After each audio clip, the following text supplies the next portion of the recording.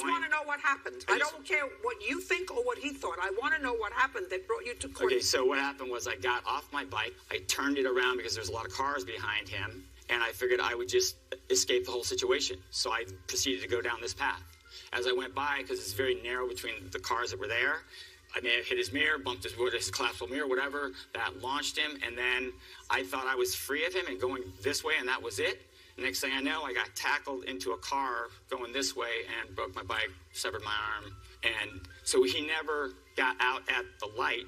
He was too busy hitting my tire with his car. So I figured it didn't make sense to keep going down. Now let me simplify that for myself and for the 10 million people who are watching it. Move over here. All right.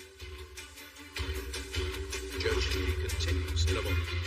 So he got behind you and he was furious. And he touched the back of your bike with his car. He didn't hurt your bike because, according to you, you turned the bike around and you were going to go the other way. Yes. And while you were doing that, you knocked his mirror. I don't recall hitting it, but I could. While you were doing that, his face was very while you were doing that, you knocked his mirror. And then he got out of the car. Well, he screamed something first. And when he got out of the car, what happened? I felt a big push on my back, and I then exploded into some car the light went green, and I hit the car.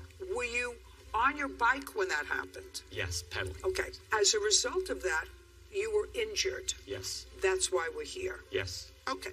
Now, when we both stopped at a red light, I got out of my car so I could speak to Mr. Connolly. He was enraged and threatened my life.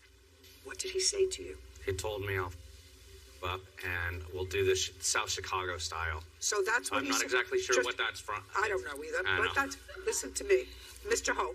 Yes. Listen to me. That's what he said to you. Yes. Right? He was enraged and threatened my life. I saw that I was not getting anywhere with Mr. Connolly, so I got back into my car. Yes. Now, at that point, you're both facing in the same direction because you had been chasing him. He then turned his bicycle around, which would mean he was going in the opposite direction.